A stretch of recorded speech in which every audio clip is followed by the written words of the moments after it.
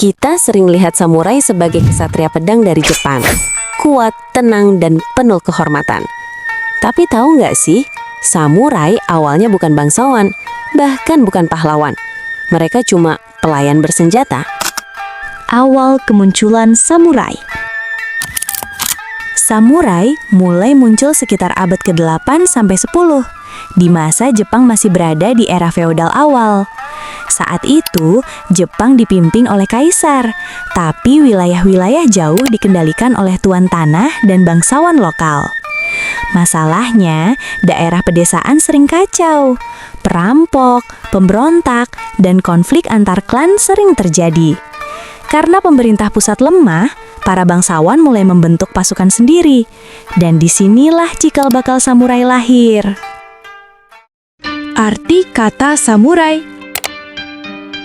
Samurai berasal dari bahasa Jepang kuno, saburao, yang artinya melayani tuan. Jadi samurai awalnya bukan kesatria bebas. Mereka adalah pelayan setia yang bertugas melindungi majikannya. Tugas mereka simpel, jaga tanah, lawan musuh, dan mati demi tuannya jika perlu. Dari prajurit jadi elit. Seiring waktu, kekuatan samurai makin besar, apalagi saat Jepang masuk era perang antar klan. Klan besar seperti Minamoto Clan dan Taira Clan saling berebut kekuasaan. Perang besar seperti Perang Genpei di abad ke-12 membuat samurai jadi tulang punggung militer Jepang. Dan setelah kemenangan klan Minamoto, lahirlah pemerintahan militer pertama di Jepang, Keshogunan. Sejak saat itu, samurai bukan lagi pelayan, tapi penguasa medan perang. Perubahan status samurai. Dari abad ke abad, status samurai terus naik. Mereka jadi kelas sosial elit. Hanya samurai yang boleh bawa pedang, hanya samurai yang punya hak bertarung, dan hanya samurai yang hidup dengan kode kehormatan. Mereka bukan cuma tentara, tapi simbol kekuatan Jepang feodal. Samurai terkuat sepanjang sejarah Jepang. Kalau ngomongin samurai terkuat, ada beberapa nama yang selalu disebut dalam sejarah. Nama paling legendaris adalah Miyamoto Musashi. Dia dikenal sebagai pendekar tak terkalahkan. Konon, Musashi menang lebih dari 60 duel tanpa pernah kalah. Yang bikin dia beda, dia bertarung pakai 2 pedang sekaligus, gaya yang sangat langka di zamannya. Musashi juga menulis buku terkenal, The Book of Five Rings, yang masih dipelajari sampai sekarang. Banyak orang menganggap Musashi sebagai samurai terhebat sepanjang sejarah Jepang. Oda Nobunaga, samurai penakluk Jepang. Kalau Musashi jago duel, maka Oda Nobunaga jago perang besar. Dia adalah daimyo brutal yang hampir menyatukan Jepang. Nobunaga terkenal karena taktik perang modern, pakai senjata api lebih awal, tidak takut melawan siapapun. Banyak yang bilang, tanpa Nobunaga, Jepang mungkin tidak akan bersatu.